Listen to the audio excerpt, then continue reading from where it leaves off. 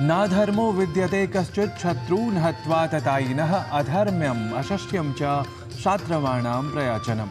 अर्थात आततायी शत्रुओं के समूल नाश करने में कोई पाप नहीं होता, पर अपने शत्रुओं के सामने याचना करना अवश्य ही अधर्म और अपयश की बात होती है। और वैसे भी वीर भोग्या वसुंधरा यह सूक्ति अत्यंत प्रसिद्ध ही है, जिसका सार यही है कि आतताइयों के समूल नाश करने वाली वीरता ही अत्यंत प्रशंसनीय है। और इसी प्रशंसनीय व्यवहार को हम पाते हैं भारतीयता में, भारतीय संस्कृति में। और हम इसी भारतीय संस्कृति की और भारतीय ज्ञान परंपरा की विशेषताओं को अपनी प्रस्तुतियों के साथ रखते हैं आपके समक्ष सुप्रभात की वेला में, सुप्रभातम कार्यक्रम में। तो स्वीकारें स्वागत, सत्कार और सादर नमस्कार। मैं हूं आप सभी के साथ नारायण दत्त मिश्र।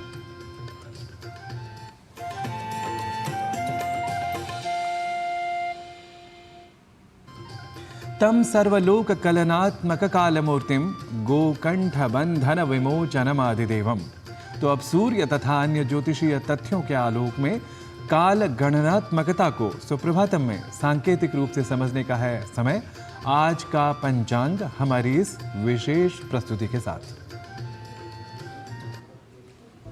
आज का पंचांग युगाब्द 5126, विक्रम संवत 2081, शक संवत 1947, उत्तरायण, चैत्र मास, कृष्ण पक्ष, दशमी तिथि, सोमवार, उत्तराषाढ़ा नक्षत्र। आज का दिन सभी के लिए मंगलमय हो। यादृशः पुरुषस्यात्मा तादृशं संप्रभाषते, यथा रूपोन्तरात्मा ते तथा रूपम प्रभाषसे। अर्थात मनुष्य का जैसा हृदय होता है वैसी ही बात उसके मुख से निकला करती है। मनुष्य का जैसा अंतःकरण होता है उसी तरह का वह भाषण भी प्रदान करता है। तो हम अपने हृदय को, अंतःकरण को सर्वथा शुद्ध रखें तो स्वयं ही हमारा भाषण या कथन श्रवणीय और प्रेरणीय हो जाता है। और आप जानते ही हैं कि श्रवणीय और प्रेरणीय वचन ही सुभाषित कहलाता है। और सुप्रभातम में भी अब समय हो चुका है सुभाषित की प्रस्तुति का। तो आइए अब यथाक्रम सुनते हैं भाषा त्रय सज्जित सुभाषित को। गुणेष्वैव हि कर्तव्यः प्रयत्नः पुरुषैः सदा, गुणयुक्तो दरिद्रोऽपि निश्वरैर्गुणैः समः। मनुष्यों को सदा गुण प्राप्ति का प्रयत्न करना चाहिए, क्योंकि गुणी दरिद्र भी गुणहीन धनिकों के समान नहीं अपितु उनसे बढ़कर हैं। We should always seek noble qualities, as even a poor person with good qualities is considered a greater human being than the ones having tons of wealth but no noble quality. और अब समय है भारतीय ज्ञान परंपरा से जुड़ी हमारी विशेष प्रस्तुति का। हम जानते हैं कि जल केवल जीवन की आवश्यकता तक सीमित नहीं है, बल्कि यह मानव सभ्यता, संस्कृति और आध्यात्मिकता का भी एक अभिन्न अंग है। भारतीय ग्रंथों में जल को जीवनदायी पवित्र तत्व के रूप में वर्णित किया गया है, जो इसके प्रति हमारे सम्मान और दायित्व को भी दर्शाता है। आज के युग में जल संरक्षण और इसके सतत उपयोग की आवश्यकता और भी अधिक हो गई है, ताकि हम अपनी आने वाली पीढ़ियों के लिए इस अनमोल संसाधन को सुरक्षित रख सकें। तो भारतीय ज्ञान परंपरा प्रभाग में आइए जल विषयक यह वृत्त देखिए।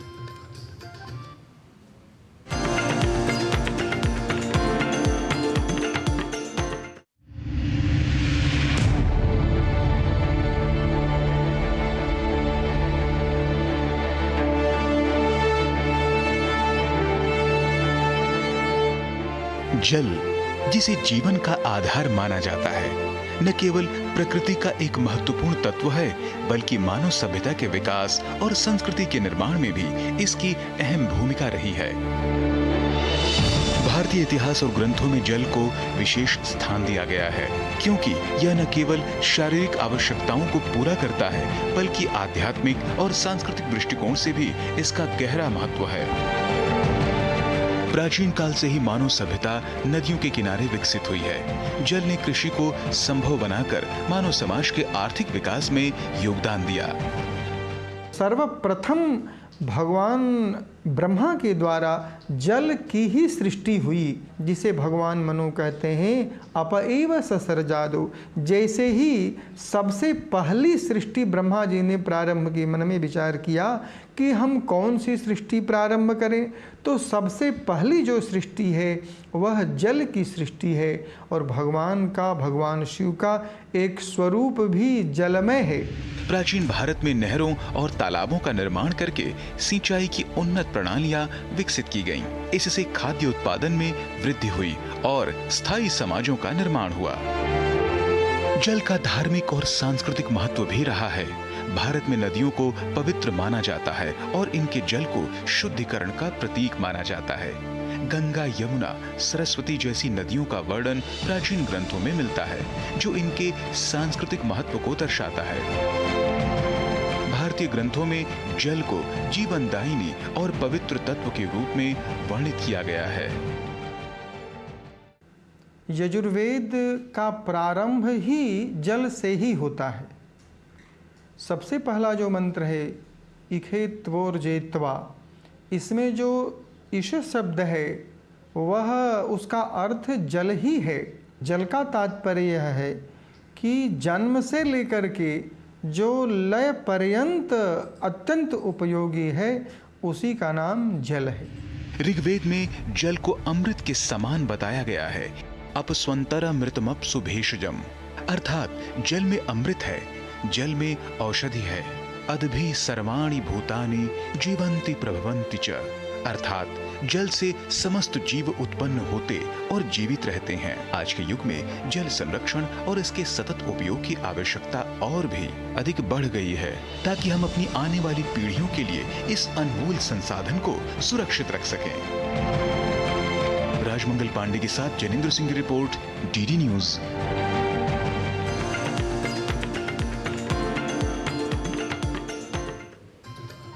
तो भारतीय ज्ञान परंपरा से जुड़ी हमारी इस विशेष प्रस्तुति के बाद हम बढ़ते हैं अपने अगले प्रभाग स्वास्थ्य मंत्र की ओर। टीबी या तपेदिक यह एक गंभीर और संक्रामक रोग है। टीबी रोग के बारे में जानकारी होना आवश्यक है, साथ ही इसके लक्षणों को बिल्कुल भी नज़रअंदाज नहीं किया जाना चाहिए, क्योंकि आज विश्व टीबी दिवस भी है। तो आइए समझते हैं कि कैसे टीबी को अर्थात तपेदिक को हराया जा सकता है। देखते हैं हमारी सहयोगिनी किरण भारद्वाज की यह विशेष रिपोर्ट।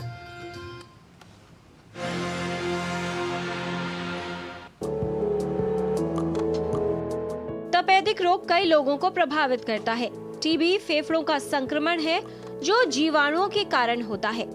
तपेदिक रोग सक्रिय टीबी वाले व्यक्ति से उसके आसपास रहने वाले लोगों में फैल सकता है।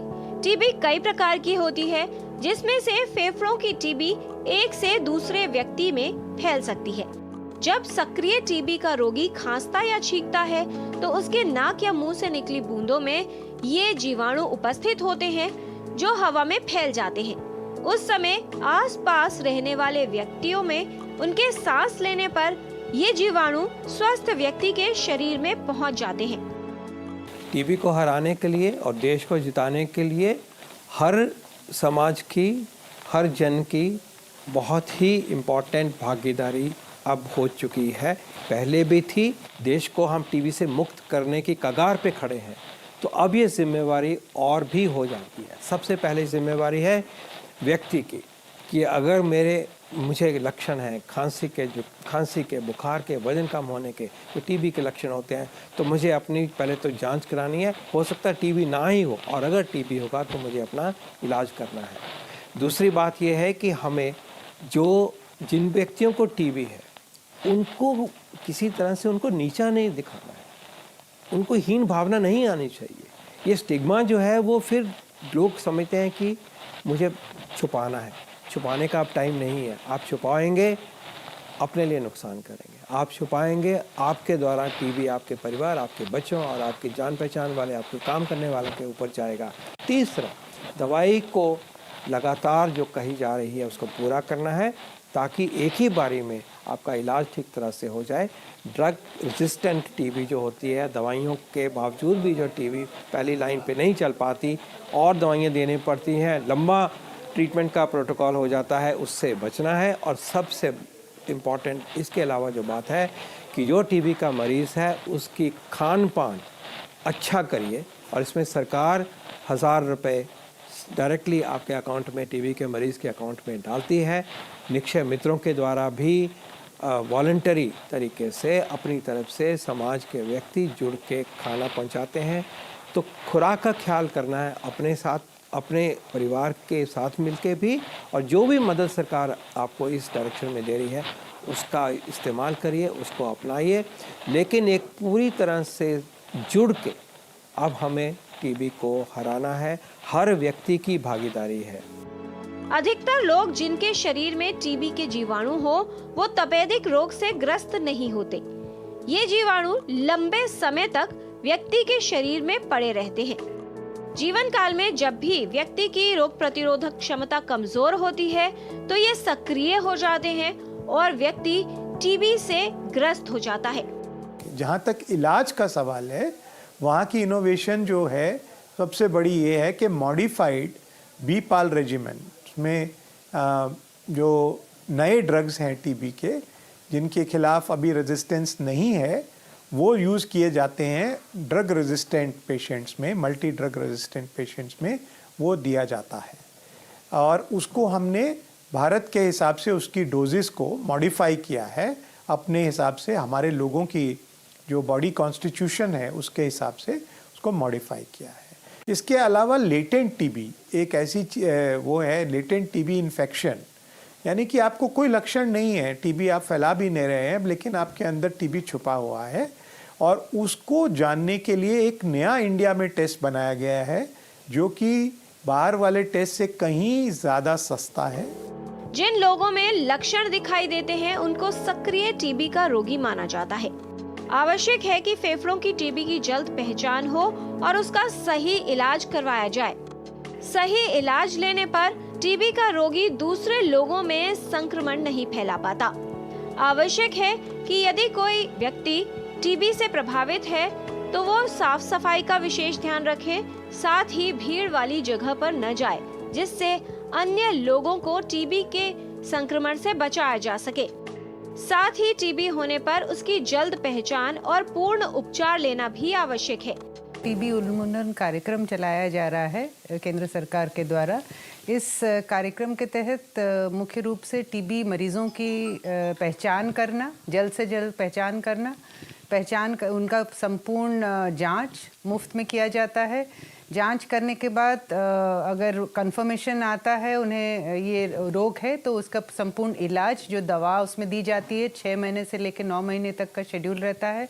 निक्षय पोषण योजना के तहत 1000 रुपया प्रति माह मरीज के खाते में देते हैं 6 महीने तक, और जब तक उसका पूरा इलाज पूर्ण नहीं हो तब तक के लिए वो चलता है। इसके साथ साथ जो निक्षय मित्र हमारी योजना है, इसके तहत आम जनता में से वैसे नागरिक वो बढ़ चढ़ के इसमें भाग लेते हैं और वो टीबी मरीजों को गोद लेते हैं और उनको और उनके परिवारजनों को वो निक्षय पोषण का जो किट है, न्यूट्रिशन किट, फूड बास्केट, वो पहुंचाते हैं उनके घर तक। हर एक टीबी पेशेंट को हम ट्रैक करते हैं, जब से वो हमारे सिस्टम में आता है तब से लेकर पूर्ण उसका इलाज होने तक, साथ ही साथ उसको 2 साल तक उसका फॉलोअप हम करते हैं। ये हमारा एक निक्षय पोर्टल है। इस निक्षय पोर्टल के माध्यम से हम पूरे मरीज का ट्रैकिंग करते हैं। इसके अलावा हमारा एक निक्षय संपर्क है, एक टोल फ्री नंबर, एक हेल्पलाइन नंबर है 1800116666। इस नंबर पर कोई भी मरीज को, कोई भी नागरिक को, कोई भी अगर ऐसे सवाल हैं टीबी से रिलेटेड, वो इस नंबर पर कॉल करके पूछ सकते हैं और उन्हें यहाँ से जवाब दिया जाएगा। यदि टीबी का पूरा इलाज न लिया जाए या इलाज बीच में ही छूट जाए तो सामान्य टीबी ड्रग रेजिस्टेंट टीबी में बदल जाती है और टीबी की सामान्य दवाएं उस पर असर नहीं करती। ऐसे में जटिलताएं बढ़ जाती हैं। सतर्कता और सावधानी टीबी के खिलाफ जंग को जीतने का प्रभावशाली उपाय है। टीबी को हराने में सभी का योगदान महत्वपूर्ण है। किरण भारद्वाज, डीडी न्यूज।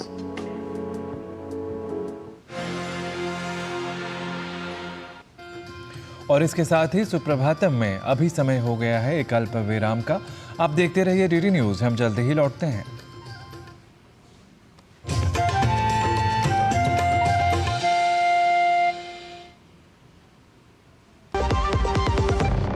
एक ऐसा तबका जो रिटायरमेंट के बारे में आज भी बिल्कुल नहीं सोचता, वो है औरतें। औरतें कमा के भी वनरेबल हैं। सो एनपीएस एक इक्वालिटी ला रहा है। हम सब एक बराबर प्लेटफॉर्म पे हैं। अपने बेहतर कल को सुनिश्चित करने के लिए एनपीएस जरूरी है।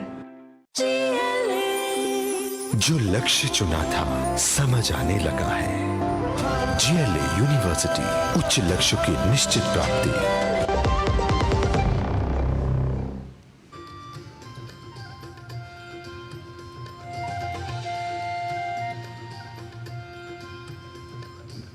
सुप्रभातम में एक बार फिर से आप सभी का स्वागत है।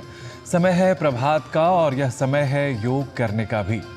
हम जानते हैं कि प्राणायाम करने से फेफड़ों की क्षमता बढ़ती है, श्वसन प्रक्रिया बेहतर बनाने और श्वसन समस्याओं से बचाव में योग सहायक है। कौन सी योगिक क्रियाएं श्वसन तंत्र को मजबूत बनाने में उपयोगी हैं, आइए अब यह समझते हैं। हमारे फेफड़े अच्छे होंगे तो शरीर में ऑक्सीजन का फ्लो बढ़ेगा, ऑक्सीजन का फ्लो बढ़ेगा तो ब्लड का फ्लो अच्छा होगा, अबाधित रूप से होगा। और जब ऑक्सीजन का फ्लो शरीर में बेहतर होगा तो आप हर रोग से लड़ने की क्षमता जागृत कर लेंगे। आज हम अपने लंग्स की कैपेसिटी को बढ़ाने के लिए कुछ सरल से अभ्यास करते हैं। सबसे पहले हम सीखेंगे उत्थान मंडूक आसन का अभ्यास। बहुत सरल है, प्रत्येक व्यक्ति कर सकता है। हाँ, बस जिनको घुटनों में बहुत अधिक दर्द है वो इसका अभ्यास नहीं कर सकते हैं, बाकी सब कर सकते हैं। वो भी कोशिश तो करें। ये सोच लेना कि अरे अरे मुझे तो ये समस्या है तो मैं तो ये कर ही नहीं सकता हूँ, ये कोई अच्छी बात नहीं है। इस तरह से वज्रासन में आ जाना और दोनों पैरों के बीच में ऐसे आप गैप दे देंगे। दोनों पैरों के बीच में गैप दे दीजिए। दाएं हाथ से बाएं कंधे को छूना, बाएं हाथ से दाएं कंधे को छूना। इस स्थिति में आप देख रहे हैं लंग्स का पूरा एक्सपेंशन है। इस स्थिति में 5 बार लंबी गहरी सांस लेना।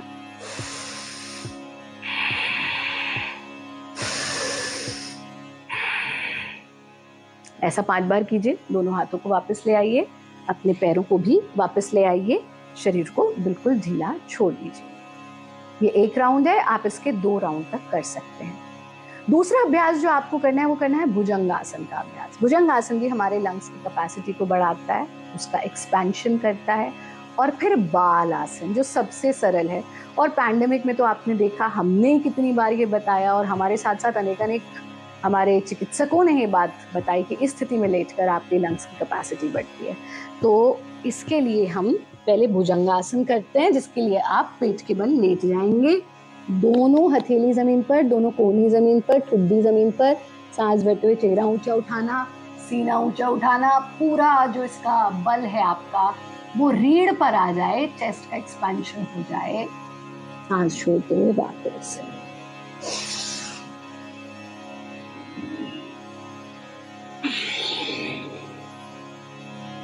दोनों हाथों का तकिया बनाकर शरीर को ढीला छोड़ दें। इसका अभ्यास आप 3 से 5 बार तक कर सकते हैं। बाल आसन के लिए दायां पैर सीधा रहेगा तो दायां ही हाथ सीधा कर लीजिए। बायां हाथ 90 डिग्री पर ले आइए तो बाएं पैर को भी 90 डिग्री पर ले आइए। इस स्थिति में कम से कम 3 मिनट तक लेटें, सांस नॉर्मल चलती रहे। इस 3 मिनट की अवधि में आप इसे दूसरी ओर भी दोहरा सकते हैं। छोटे से बालक की तरह बाल आसन का अभ्यास। वापस कैसे आएंगे? हाथों का सहारा लेकर के धीरे से अपने आसन में बैठ जाना।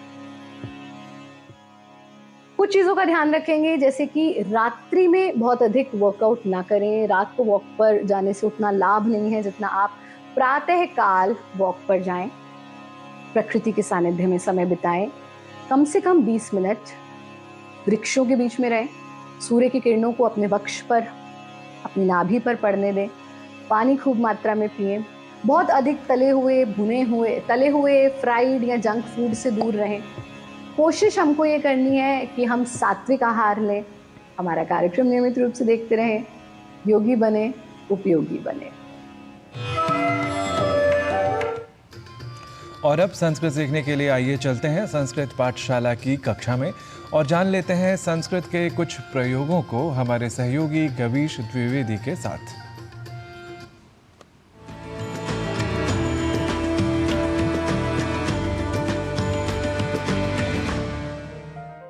नमो नमः मित्राणि।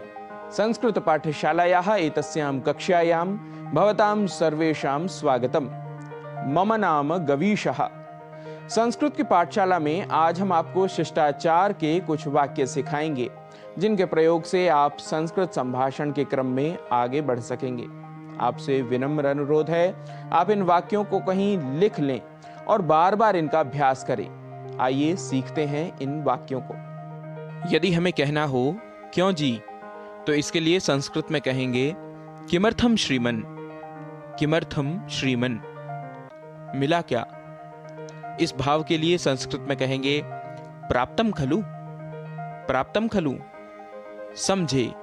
यदि इसे संस्कृत में बताना हो तो कहेंगे अभिज्ञातम। अभिज्ञातम। वाक्य यदि हो कैसा था, तो इसके लिए संस्कृत में प्रयोग करेंगे कथम आसीत। कथम आसीत, मान लिया ना। इसके लिए कहेंगे अंगीकृतम खलु। अंगीकृतम खलु, कितने चाहिए। इसके लिए कहेंगे कति अपेक्षितानि। कति अपेक्षितानि। वाक्य यदि हो आज ही क्या, संस्कृत में कहेंगे किम अद्य एव। किम अद्य एव, अभी ही क्या। यदि यह वाक्य हो तो संस्कृत में कहेंगे किम इदानीम एव। किम इदानीम एव, अभी नहीं। इसे कहेंगे इदानीम न। इदानीम न। वाक्य यदि हो आना चाहिए, तो संस्कृत में कहेंगे आगंतव्यम भोः। आगंतव्यम भोः। उसके लिए क्या, तदर्थम किम। तदर्थम किम, नहीं दिखाई देता। न दृश्यते। न दृश्यते, समाप्त हुआ क्या। यदि यह वाक्य हो तो कहेंगे अपि समाप्तम। अपि समाप्तम, किस समय। कस्मिन् समये। कस्मिन् समये, फिर भी। तथापि। तथापि, नहीं चाहिए। यदि इसका संस्कृत वाक्य बनाना हो तो कहेंगे न आवश्यकम। न आवश्यकम, याद है ना। स्मरति खलु। स्मरति खलु, जरा ठहरिए। तिष्ठतु भोः। तिष्ठतु भोः। मित्रों, आज के अंक में हमने कुछ वाक्यों को सीखा है, व्यवहार के कुछ वाक्यों को सीखा है। आप करिए इनका अभ्यास। व्यवहार में आने वाले ऐसे ही कुछ और वाक्यों को लेकर आपके समक्ष होंगे उपस्थित। तब तक के लिए नमस्कार, नमो नमः।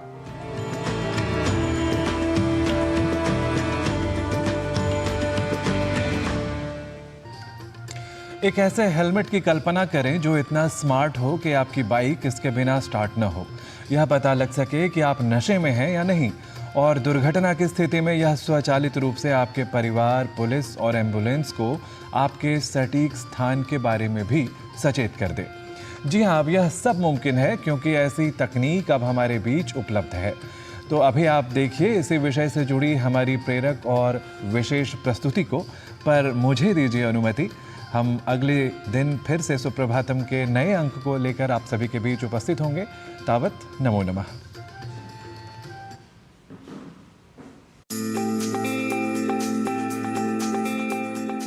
दोपहिया वाहन चालक आमतौर पर ब्रांडेड हेलमेट पहनते हैं। हालांकि शिक्षिका विजय भार्गवी हर दिन एक अलग हेलमेट पहनती हैं और स्कूल आती हैं। ऐसा इसलिए क्योंकि ये हेलमेट उन्होंने खुद बनाया है। ये शिक्षिका विजया भार्गवी मैडम का शानदार नवाचार है, जो आंध्र प्रदेश के श्री सत्य साई जिले के मदकाशिरा मंडल के रेकुलकुंटा में जिला परिषद हाई स्कूल में भौतिकी शिक्षक के रूप में कार्यरत है। उनका ये क्रिएटिव हेलमेट हर किसी को इम्प्रेस कर रहा है। दरअसल स्कूल आते समय एक दुर्घटना से सदमे में आकर वो एक नया विचार लेकर आई और एक स्मार्ट हेलमेट डिजाइन करने के लिए खर्च कर दिए 2000 रुपए। तो आपको बताते हैं कि क्या चीज इस स्मार्ट हेलमेट को गेम चेंजर बनाती है। जब तक आप इसे पहनेंगे नहीं, आपकी बाइक स्टार्ट ही नहीं होगी। अंतर्निहित अल्कोहल सेंसर नशे का पता लगाते हैं और बाइक के इग्निशन को लॉक कर देते हैं।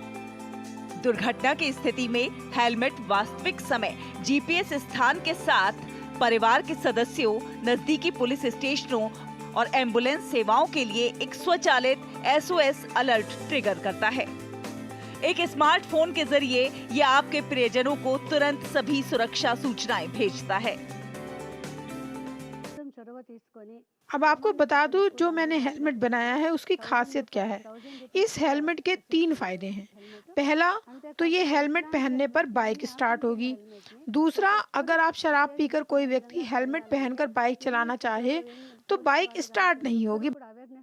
तीसरा यह है कि अगर हेलमेट पहने हुए कोई दुर्घटना होती है तो नज़दीकी अस्पताल और 108 एम्बुलेंस सेवा को मैसेज चला जाएगा। इसे बनाने में 2000 रुपए तक का खर्च आता है। अगर सरकार पहल करे तो यह 1000 रुपए में सबको उपलब्ध हो जाएगा। मैं हर किसी तक यह हेलमेट पहुंचाना चाहती हूँ। इस हेलमेट को बाइक में तार के जरिए लगाना होता है। दोपहिया वाहन पर यात्रा करते समय दुर्घटना होने पर नजदीकी अस्पताल और परिजनों को फोन से सूचना दी जाएगी। विजया भार्गवी बताती हैं कि कुछ दिन पहले उनके पति का एक्सीडेंट हो गया था, जिसके बाद वो परेशान हो गई थी। फिर इस तकनीक से एक ऐसा स्मार्ट हेलमेट खोजा गया जो हर किसी के लिए उपलब्ध है। गौरतलब है कि शिक्षा के साथ साथ समाज के कल्याण में योगदान देने के लिए और छात्रों में रचनात्मकता लाने वाली विजया भार्गवी को विज्ञान मेले और सावित्रीबाई फुले जयंती के अवसर पर तैयार किए गए प्रोजेक्ट के लिए 7 राज्य स्तरीय पुरस्कार मिले हैं। ये हेलमेट पाकर शिक्षक बहुत खुश है। विद्यार्थी कहते हैं कि ऐसे और भी नवाचार होने से उन्हें काफी मदद मिलेगी और काफी हद तक सड़क दुर्घटनाओं से भी बचा जा सकेगा। My science teacher Vijaya Bhargavi ma'am has invented technology helmet which plays a major role in protecting people from daily accidents. This helmet does not let the bike to start without its presence. If the person who is riding the bike is drunk, it does not let the bike start. ये नवाचार केवल gadgets के बारे में नहीं है, ये जीवन बचाने, दुर्घटनाओं को रोकने और ये साबित करने के बारे में है कि सच्चा नवाचार हमारे देश के किसी भी कोने से आ सकता है, यहाँ तक कि एक सरकारी स्कूल की साधारण कक्षा से भी। आंध्र प्रदेश के मदाकाशरा से प्रतिमा की रिपोर्ट, DD न्यूज।